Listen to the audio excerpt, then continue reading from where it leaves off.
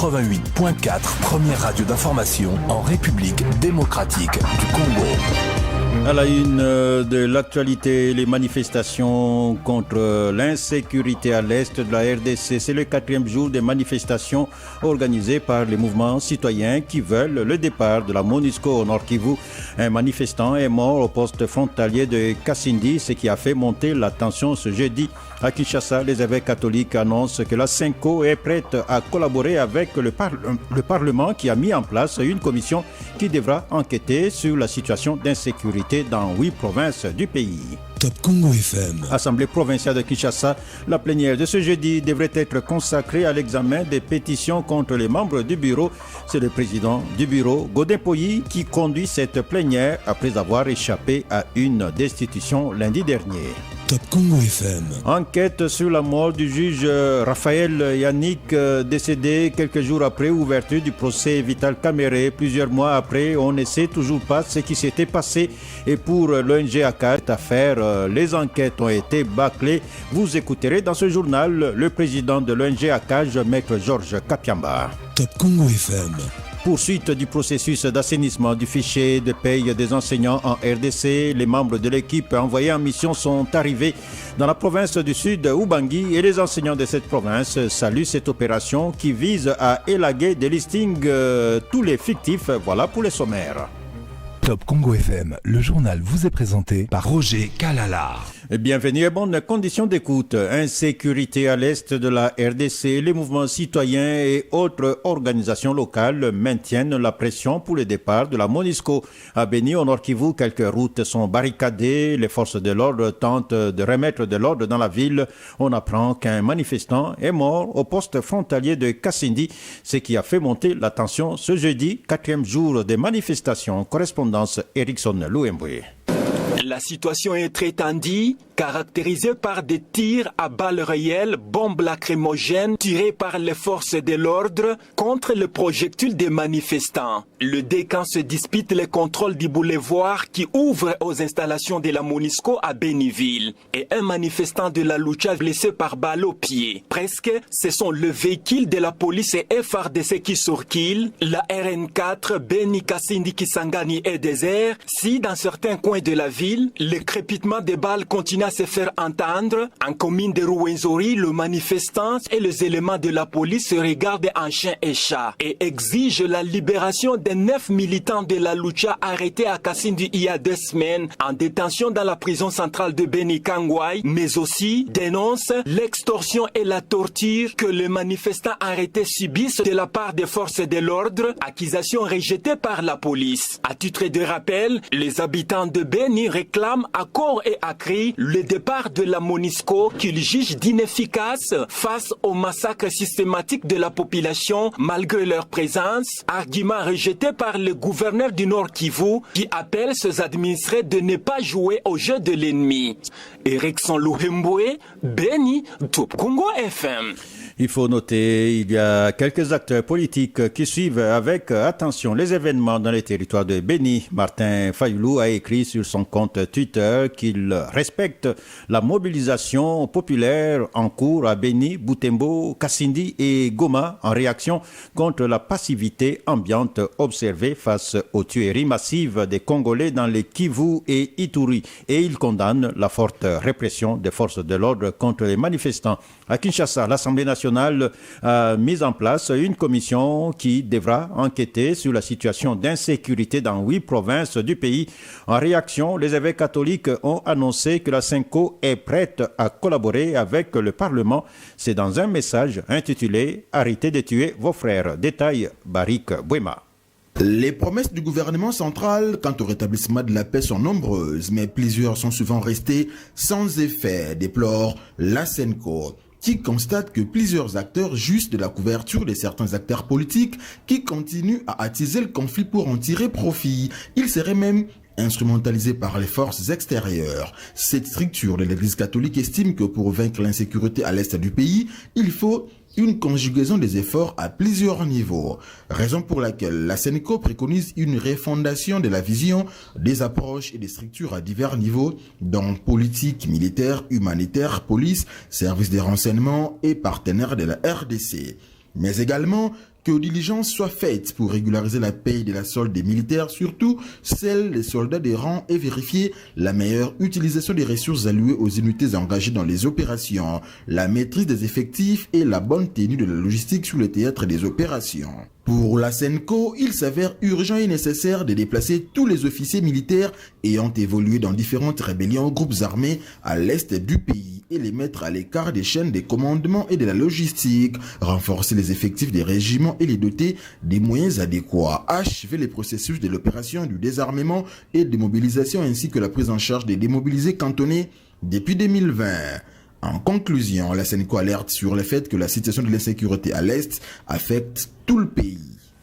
Barik Bouema, on parle toujours de l'Est de la RDC. La commission d'enquête mise en place devra également auditionner la mission onusienne, la MONUSCO. Selon le député national Paul Moyindo, auteur de cette proposition, il est important que la mission éclaire aujourd'hui la lanterne des représentants du peuple sur ses actions 20 ans après sa présence sur le sol congolais. Le député élu du Nord Kivu estime que cette enquête pourra permettre aux uns et aux autres de comprendre le travail réel de la MONUSCO. Écoutez le député national Paul Moyindo au téléphone de Myriam Iraghi. Il est impassable qu'une commission d'enquête parlementaire soit mise à place pour des questions sécuritaires et que cette dernière ne puisse pas s'entretenir avec la MONUSCO. Il faut donc que la mission d'enquête, comme nous l'avions proposé à pleine plénière, puisse également s'étendre sur la question de la MONUSCO, qui doit fournir des éléments sur comment est-ce qu'elle protège la population, comment est-ce qu'elle fonctionne par rapport à nos institutions. Et donc l'objectif là, c'est afin de comprendre le rôle que joue réellement la MONUSCO dans notre pays, éclairer la plénière sur le travail que fait la MONUSCO. Parce que vous le savez, à chaque fois qu'il y a renouvellement du mandat, nous n'avons jamais été au courant, nous l'Assemblée nationale, sur un avis quelconque que nous pourrons donner. Et maintenant, là, la MONUSCO est en train de vouloir partir. Il faut qu'on comprenne ce qu'elle a fait et quelles sont les perspectives par rapport à cette mission qui a fait 20 ans dans notre pays. Voilà, c'était la Paul Moyindo qui était au téléphone de Myriam Iraghi. Et puis, persistance de l'insécurité. Un autre député salue la démarche de l'Assemblée nationale. On va écouter plutôt le député Mangwengwe au téléphone de Cécile Ngomba. Je suis parfaitement d'accord avec les bureaux de pouvoir constituer une équipe de parlementaires pour enquêter sur la sécurité à l'Est. À l'Est du pays, il y a plusieurs groupes armés et chaque groupe armé a ses spécificités, ses particularités. Voilà pourquoi je m'avais souhaité qu'il y ait plusieurs commissions. Tous les groupes armés sont mauvais, mais il y en a ceux qui sont plus dangereux que les autres, à l'instar des ADF. Les ADF ont commis des crimes abominables sur notre population, de crimes terribles, de humiliations graves. Ils ont massacré pas moins de 6000 Congolais, sans compter les disparus et les femmes et enfants encore prisonniers jusqu'à maintenant. Je crois que pour les cas de ZADF, je préférerais qu'il y ait une commission spéciale pour que la commission ait assez de temps pour entrer à profondeur. Sur terrain, on s'entrejette des responsabilités. Pour l'armée, les complices sont dans la population. Et pour la population, les complices sont dans l'armée. Il va revenir à cette commission de ressortir la vérité. En fait, tout le monde aussi veut comprendre pourquoi la persistance de la guerre à Béni. Pourquoi la résistance des ADF? Est-ce que réellement ils sont plus forts, plus équipés? Est-ce que le problème c'est au niveau de notre gouvernement? Nous voulons comprendre tout ça. C'est le travail que cette commission va devoir abattre. Le député national Jado Mangwengwe au micro de Cécile Ngomba. À Kinshasa, on parle de l'insécurité au quartier Zengi vers Luzizila dans la commune de Mongafula, non loin du camp des professeurs. Et plusieurs personnes en tenue militaire munies d'armes à feu font incursion dans des maisons. 3 familles ont déjà été visitées. Selon un habitant du quartier, la dernière incursion s'est produite dans la nuit de lundi à mardi et la victime qui a été battue et admise aux cliniques universitaires de Kinshasa avec un œil perforé. Il sollicite l'intervention de la police nationale congolaise. Témoignage. Il y a beaucoup de menaces, on amène parfois même des lettres, on jette dans votre parcelle. Et les jours suivants, vous verrez que vous serez vraiment attaqué. Et ce sont toujours les gens en uniforme avec des armes. Le lundi dernier ici, ils sont venus avec des jeeps dans les quartiers. Bon, nous sommes organisés, nous sommes en train de passer nuit à l'extérieur. Et nous demandons que le général Kassongo puisse nous donner des policiers, qu'on puisse faire une patrouille mixte. Puis ça ne va pas. L'insécurité est très grandissante. En plus de ça, madame, les gens qui vont à l'Ouzizi pour faire des prières, comment voulez-vous que les gens qui vont faire la prière au retour, ils ne savent pas les chemins par lesquels ils doivent rentrer, ils commencent à poser des questions. Nous trouvons déjà un peu bizarre, on ne comprend pas. Il essaierait de mettre une barrière de l'autre côté ici, comme ça pour commencer à identifier tous ces gens-là qui passent pour aller à la prière. Ça devient vraiment insécurisant de ce côté. 3 familles ont été déjà visitées ici, par des militaires, une armée en tout cas. Oui, nous connaissons toujours des attaques chaque jour, même avant-hier également. Les gens là qui avaient opéré les lundis, ils sont revenus dans la même parcelle encore, faire encore une autre opération. En tout cas, c'est terrible, c'est difficile à comprendre, nous ne comprenons rien. C'est dans quel quartier? Zing. Comme si vous allez vers l'Ouzizi là. Vous dépassez Kogelos, vous allez vers l'Ouzizi là. Un témoignage recueilli par Peggy Wabeno. Où en est-on avec les enquêtes sur la mort du juge Raphaël Yanni, décédé quelques jours après ouverture du procès Vital Kamerhe? Des enquêtes avaient été annoncées. Les résultats de l'autopsie avaient révélé que le juge Yanni a été tué suite au coup reçu à la tête. Jusqu'aujourd'hui, il n'y a toujours pas de détails sur ce qui s'est passé. Et pour l'ONG ACAJ qui suivait de près cette affaire, les enquêtes ont été bâclées. Le président de ACAJ, Maître Georges Kapiamba, relève que l'enquête a subi des influences négatives de l'ancien ministre de la Justice. Maître Georges Kapiamba, joint au téléphone par Myriam Boketchou. Permettez-moi d'abord de saluer encore une fois la mémoire de ce grand magistrat de l'État qui est désormais entré dans le registre des martyrs de la lutte contre la corruption et les antivaleurs en République démocratique du Congo. Et il ne faudrait pas que les Congolais l'oublient. Vous savez que l'enquête a été totalement bâclée à cause de l'influence négative de l'ancien ministre de la Justice, M.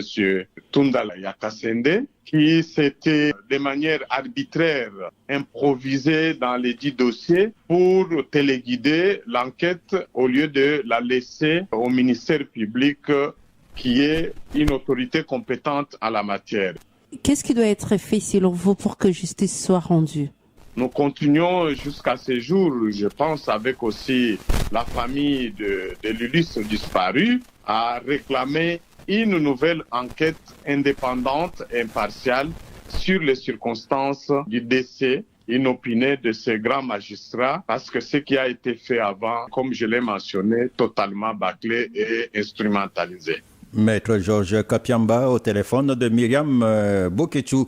Et il y a une année que l'ancien directeur de cabinet du chef de l'État, Vital Kamerhe, a été arrêté. Il a été condamné, vous le savez, à 20 ans de prison dans le dossier du programme 100 jours du chef de l'État.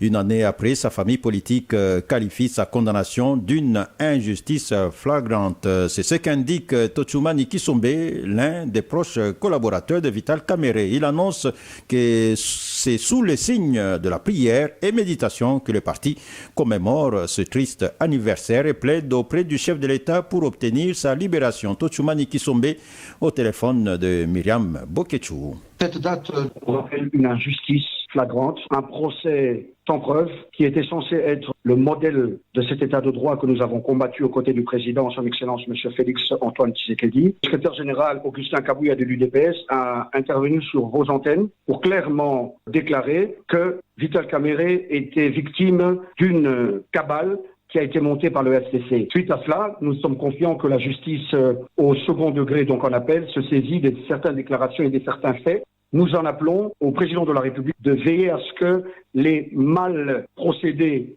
soient corrigés et que Vital Kamerhe, au fait et au vu de ces preuves, soit innocenté. Aujourd'hui, nous allons la commémorer sous le signe de nouveau de la prière. Après cette activité, nous avons $1 de contribution pour notre parti qui va dans le signe d'appuyer les moments difficiles que passe ce grand parti Les 1 an suffisent. Nous allons œuvrer comme un seul homme pour qu'un digne fils du Congo qui a servi dignement le Congo puisse retrouver sa place dans cette évolution de cette nation qui est impérieuse. Nous voulons tous demain meilleur.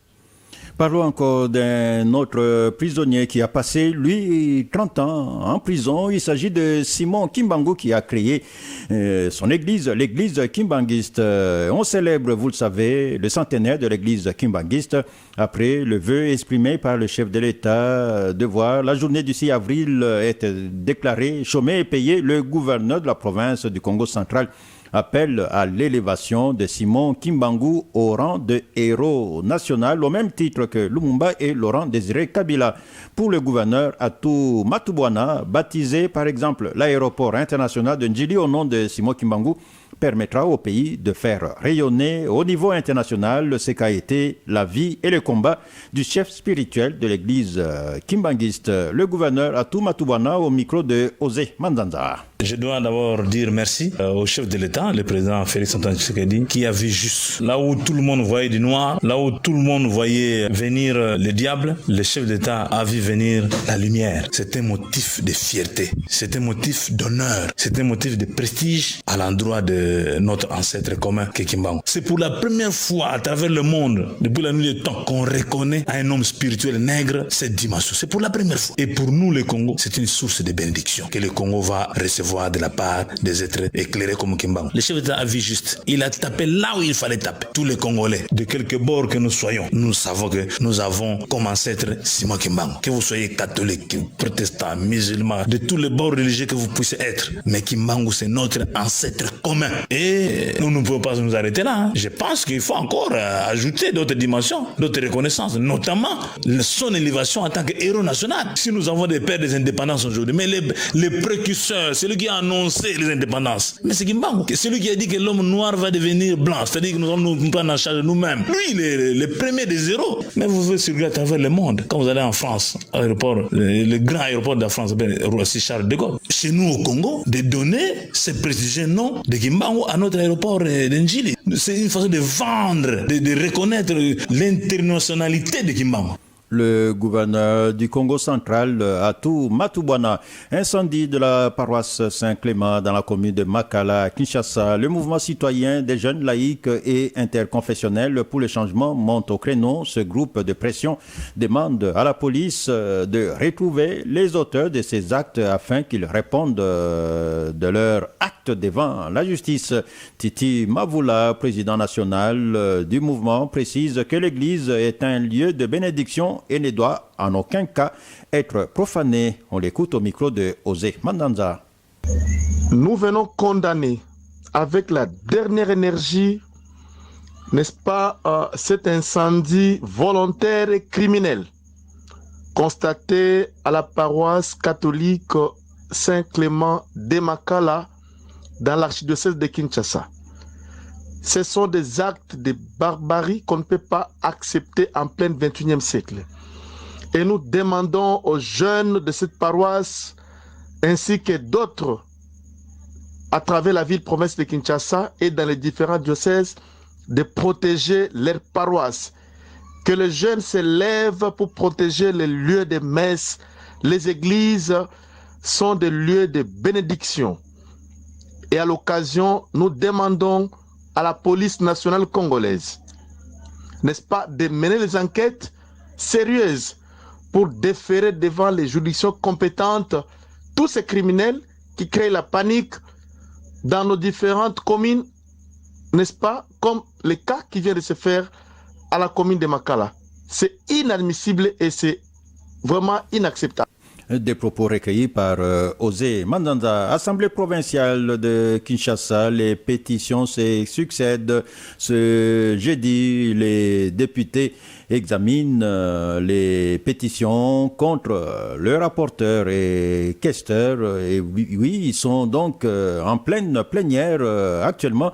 La première séance que préside Godempoï Kadima après avoir échappé à la destitution lundi dernier. Et pendant ce temps, plusieurs autres matières devront être traitées, dont la motion de défiance contre le vice-gouverneur de Kinshasa, Néron Mbungu.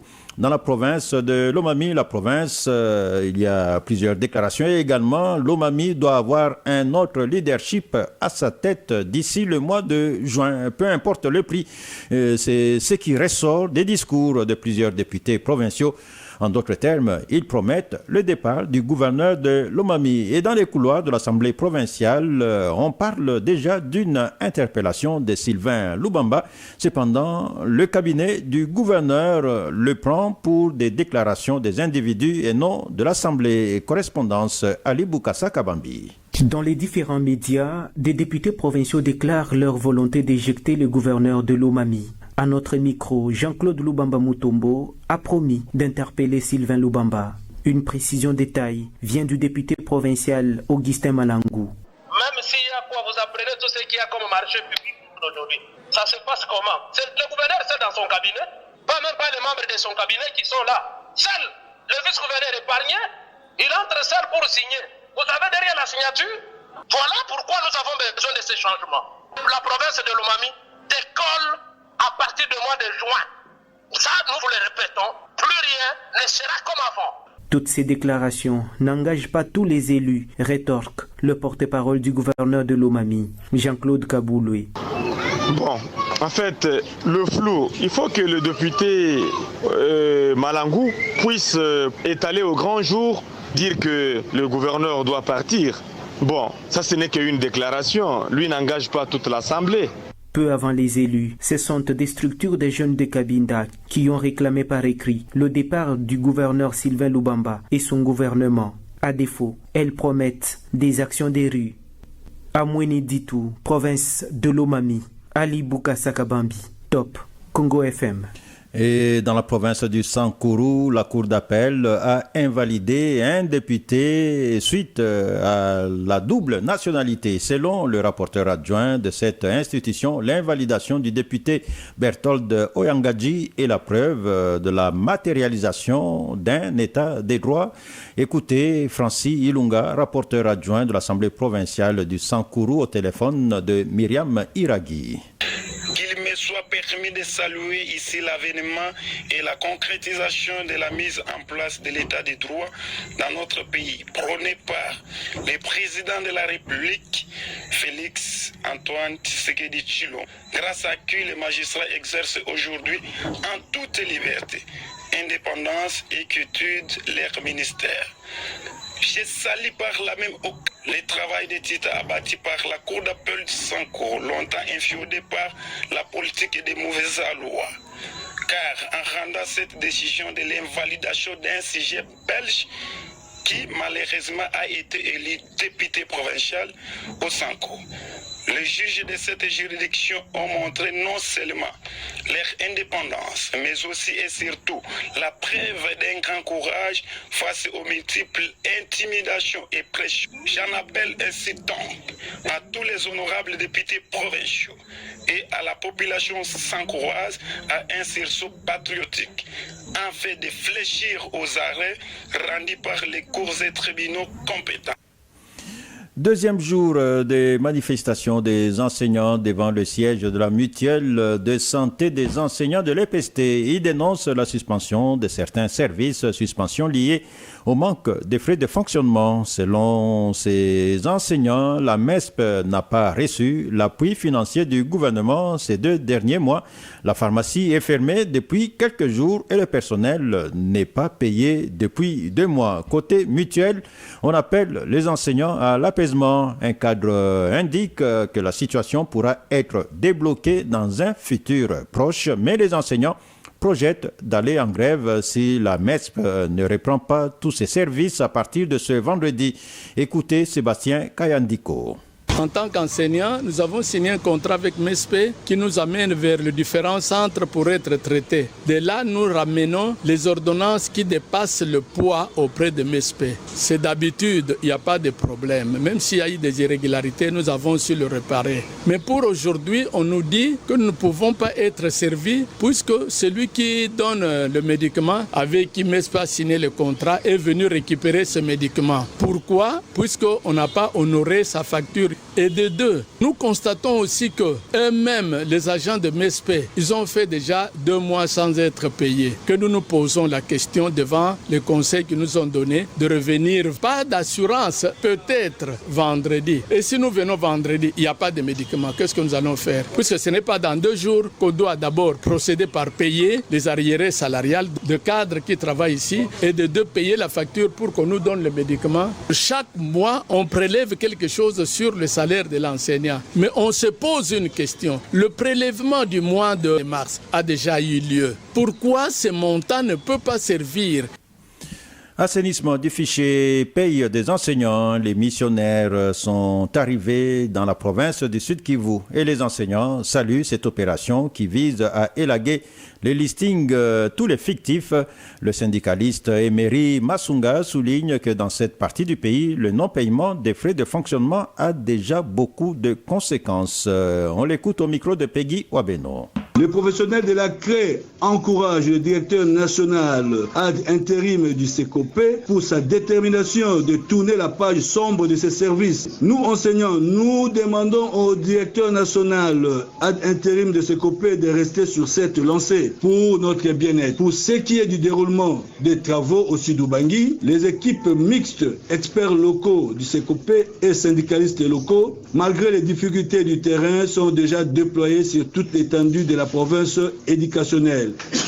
Et nous avons accepté de mouiller nos maillots pour atteindre les résultats escomptés. La préoccupation qui commence à inquiéter, c'est le non-paiement des frais de fonctionnement des mois de février, mars et bientôt avril aux écoles primaires, bureaux gestionnaires et différents services de l'EPST. Nous rappelons que le sous-secteur de l'EPST a beaucoup de problèmes qui demeurent sans solution. Alors il ne faut pas y ajouter d'autres au risque de brûler la maison. Retarder la paye des frais de fonctionnement des écoles primaires, bureaux gestionnaires et différents services de l'EPST, c'est saboter la mise en œuvre de la gratuité. Il se tient à Kinshasa un atelier interministériel national de mutualisation des stratégies pour lutter contre toute forme de criminalité liée aux richesses naturelles. C'est une initiative de l'Office des Nations Unies contre la drogue et le crime. Ces travaux de 4 jours visent notamment à renforcer la chaîne pénale pour mieux lutter contre la criminalité organisée contre les espèces de la faune et de la flore. Détail Béro Matanda. Cet atelier constitue une étape importante dans la lutte contre les crimes organisés liés aux espèces protégées en RDC. Seferino Alvarez Rodriguez est de ONUDC. Nous avons choisi cette option de mettre tout le monde ensemble autour d'une table, de parler et enfin de comprendre quel est l'intérêt général. Donc c'est un peu l'image, vous avez un magnifique avion mais vous n'avez pas de pilote à bord. Et donc le pilote ce sera la justice, la magistrature. Faire prendre conscience au magistrat de son rôle dans le cadre d'une enquête et faire comprendre conscience également que le crime organisé, on ne s'y attaque pas en faisant 2 semaines d'enquête. Donc il y a toute une stratégie à développer et avoir un choix politique de criminel. La CITES Convention de Washington attend de ses assises l'implication du gouvernement dans cette lutte. Augustin Goumbi Amouri est coordonnateur de la CITES. Nous attendons au terme de ces assises que notre gouvernement puisse accorder une place de choix à la lutte contre la criminalité organisée liée aux espèces sauvages et aux forêts et aux autres ressources naturelles de la République. Parce que c'est criant sur le plan international, on parle de la RDC comme le pays qui alimente le monde entier avec les espèces sauvages d'origine illégale. Donc nous constituons en même temps une menace à la santé de l'humanité, mais en même temps une menace à la paix. Nous avons une task force contre le trafic des espèces sauvages, mais qui n'a pas encore un texte réglementaire solide. Là, nous attendons l'ordonnance du chef de l'État. Ces travaux vont durer 4 jours. Béro Matanda. Oui, on peut se rendre à Kinsenso et là, c'est pas facile de prendre la route qui mène vers cette commune. Une forte pente et des dos d'âne qu'il faut affronter et surtout les conducteurs doivent affronter ces pentes et dos d'âne. Des accidents sont souvent enregistrés. La pose des dos d'âne n'était pas appropriée sur cette forte pente. C'est ce que pense un mécanicien et conducteur qui emprunte cette voie pour Oscar Couvezo, dont les propos sont traduits par Cyril Milandou. Les experts des infrastructures routières doivent refaire cette voie qui mène vers la commune de Kinsenso. On l'écoute. On prépare une certaine allure au pied de la pente pour l'affronter. En roulant, nous avons l'oreille sur le moteur pour réduire la vitesse. En posant des dos d'âne, ils empêchent au conducteur d'entamer cette pente avec une allure acceptable. Les dos d'âne étant forts, les conducteurs devraient réduire la vitesse. Si le véhicule est sous pression, c'est un véritable danger. Les véhicules à pression peuvent faire un tonneau avec un moteur sous pression en réduisant la vitesse. Si le conducteur est en retard, le véhicule ne saura continuer sur cette pente. En descendant, les dos d'âne peuvent provoquer des chutes de véhicules. Il revient aux ingénieurs expérimentés de nous éclaircir sur ça. Nous serons satisfaits si on peut réduire cette pente en expropriant les riverains pour éviter des accidents. On parle des aéroports, oui, il y en a qui sont parfois réhabilités, mais d'autres qui datent depuis l'époque, je voulais dire, l'époque coloniale. Les aéroports, la plupart des aéroports en RDC ne répondent plus aux normes modernes. Dans la province du Kasaï, un ressortissant de cette province vivant en France et à la recherche d'un financement pour la rénovation de l'aéroport de Chikapa, la piste d'atterrissage avait été fermée fin 2019 parce qu'elle était en mauvais état. Pour Barthélemy Tchibangou, joint depuis Paris en France par Cyril Milandou, il s'agit d'adapter cet aéroport pour qu'il devienne international. On l'écoute. Le projet pour la rénovation de l'aéroport de Chikapa, je le prépare, mais je ne peux pas le chiffrer puisque j'attends de mon retour au Congo pour le chiffrer. Donc au jour d'aujourd'hui, je n'ai aucun chiffrage. C'est juste un projet. J'ai déjà pris des contacts ici en Europe avec des gens qui peuvent nous trouver du financement. Mais je n'ai pas aujourd'hui un chiffrage ou un bilan prévisionnel. Donc c'est quelque chose qui sera fait, mais je n'ai pas eu la possibilité de revenir au Congo depuis 2019 pour pouvoir faire un budget prévisionnel. Mais au jour d'aujourd'hui, je n'ai pas les chiffrages parce qu'il me faut prendre les mesures, prendre les photos qui nous permettront d'essayer de faire un bon budget prévisionnel. L'objectif, c'est de faire un aéroport du rang international. Chikapa, c'est une province. Chikapa, c'est une zone minière. Le but, c'est de pouvoir faire venir les investisseurs dans le domaine du diamant et de l'agriculture dans cette province. Donc, ça sera un bon projet qui fera un aérodrome du rang international qui puisse accueillir de gros porteurs. C'est ça le but. C'est une région riche. On n'est pas loin de l'Angola. C'est une belle province qui peut parfaitement se développer, mais avec des gens sérieux. Donc, c'est ça. L'objectif est là. Voilà, je ne peux pas trop en dire plus puisqu'il me faut les éléments techniques pour pouvoir faire un vrai budget prévisionnel. On parle culture à présent. Un enfant qui tête sa mère morte, c'est un poème inspiré d'une photo qui a enflammé la toile. Une photo venant de Béni sur laquelle un bébé allongé aux côtés du corps de sa mère morte en train de téter. Et Magloire Paroukou, auteur du poème et journaliste reporter de la guerre, se dit choqué par ces actes barbares causés par la guerre qui sévit à l'est du pays depuis plus de 20 ans. Il dit cependant ne pas être surpris par ces actes qu'il vit au quotidien. On l'écoute dans cet élément des propos recueillis par King Munga. Il tête sa maman tuée dans une guerre oubliée. Le silence allait une vie d'avance dépouillée. La maman morte a voté pour des élus déshabillés. Les yeux fermés, le temps trempe les alliés. Sa maman aurait pu être ma mère sacrifiée. Ce n'est pas une inspiration, c'est du vécu.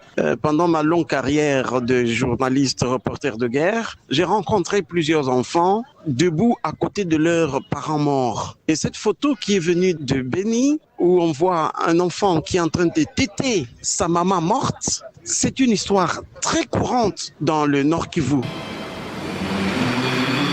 L'ultime message dans ce poème, c'est pour dire aux Kinois, les gens de l'Ouest qui croient que l'Est du Congo n'est pas au Congo, que la guerre là peut arriver chez tout le monde. Cet enfant qui est un sein d'une maman morte, ça pourrait être moi, ça pourrait être vous, ça peut être n'importe qui.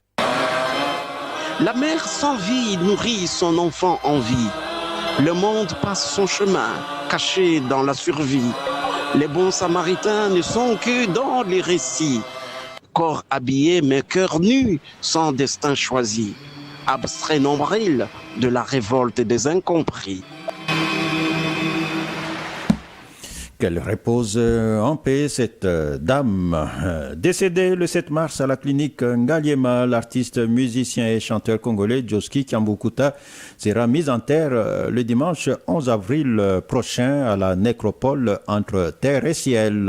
Prévu initialement samedi dernier, les obsèques de Djoski Kiambukuta ont été retardées suite à l'arrivée tardive de ses enfants et arrière-enfants en provenance de la Grande-Bretagne. Top Congo FM 88.4, première radio d'information en République démocratique du Congo. Insécurité à l'est de la RDC, c'est le 4e jour des manifestations organisées par les mouvements citoyens qui veulent le départ de la MONUSCO au Nord Kivu. Un manifestant est mort au poste frontalier de Kassindi, ce qui a fait monter la tension ce jeudi. À Kinshasa, les évêques catholiques annoncent que la CENCO est prête à collaborer avec le Parlement qui a mis en place une commission qui devra enquêter sur la situation d'insécurité dans 8 provinces du pays.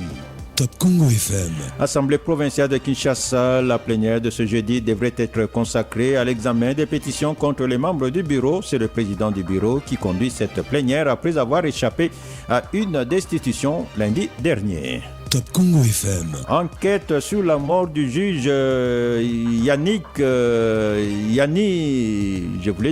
Raphaël Yanni, décédé quelques jours après ouverture du procès Vital Kamere. Plusieurs mois après, on ne sait toujours pas ce qui s'était passé et pour l'ONG ACAJ qui suivait de près cette affaire, les enquêtes ont été bâclées. Top Congo FM. Poursuite du processus d'assainissement du fichier de paye des enseignants en RDC. Les membres de l'équipe envoyée en mission sont arrivés dans la province du Sud, Ubangi, et les enseignants saluent cette opération qui vise à élaguer des listings tous les fictifs. Top Congo FM. Voilà, ce journal s'achève. Pour la collecte, les traitements des infos, on avait Barik Bouema, Myriam Iradi, King Munga, Myriam Bokechu et Osé Manzanza. Journal réalisé sous la coordination de Peggy Wabeno. On avait également Grace Lema du côté technique et pour les images en direct sur YouTube, Didi Binsika, Théo Lusakweno, Dani Zayobi et Patrick Mungongo. Vivez en paix, restez à l'écoute de Top Congo FM. 5 éditions, 18 bulletins d'information. Top Congo FM 88.4, première radio d'information en République démocratique du Congo. Une rédaction en contact permanent avec ses auditeurs. 080 812 812. Information avec Top Congo FM 24h sur 24, 7 jours sur 7. Ce journal vous a été proposé par EasyChat.